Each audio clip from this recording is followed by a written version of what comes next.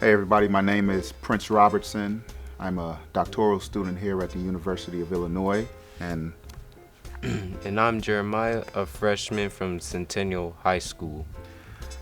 myself, my wife Mallory Robertson, and Jeremiah decided one day that we wanted to create a piece of literature to share with individuals on advocating for those who struggle just a little bit with autism. We found that the best way to do so was to create a book that can hopefully be shared throughout elementary schools and middle schools and libraries. We want this piece of literature to help those understand that limitations cannot always, it won't always hold someone back, but sometimes it also even catapults individuals to higher heights. Geralds Journey, Finding Hope in Autism, written by Jeremiah Robertson, Mallory Robertson, and myself, Prince Robertson, illustrated by Nicole Stowers.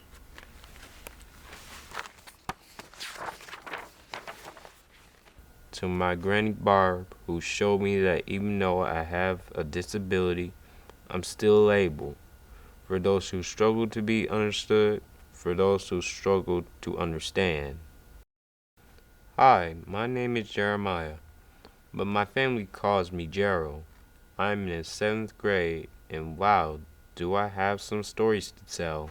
Well, first of all, I have autism. That means I'm a little different.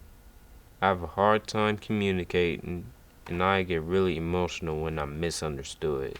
Autism spectrum disorders is like an umbrella.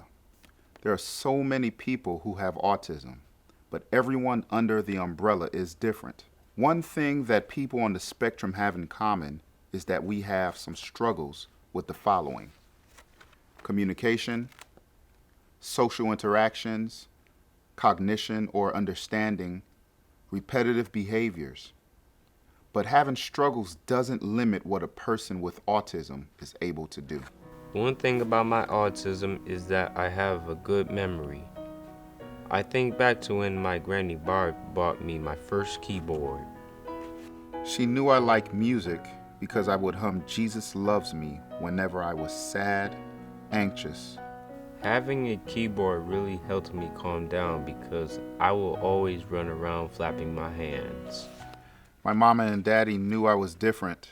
I was only a year old and I didn't point, wave, and communicate effectively. But I would say the alphabet over and over. D, E, F. When I was younger, it was a bit different making friends. Sometimes it still is, but my parents and teachers helped me to communicate better. The friends that I have now are great. Some of them I've known since 3rd grade. My parents helped me a lot to understand the things that I'm going through. My mom would always say to me, "You're a little different, and that's okay. You were born to stand out. You will struggle with things that your friends might find easy, but you will overcome." I don't have a hard time with everything. I enjoy learning how to code, play video games, and anything with technology. I recently started wrestling and I'm really into it. I like repetition, so doing things over and over makes it easy for me, like music. I love music so much that I can play the piano, the cello, and I am now learning how to play the drums. Here's some tips that might help you to help someone like me who is on the spectrum. If possible, show me how to do something rather than tell me. Try to be aware of your tone of voice and facial expressions. It might get interpreted in a way that isn't meant.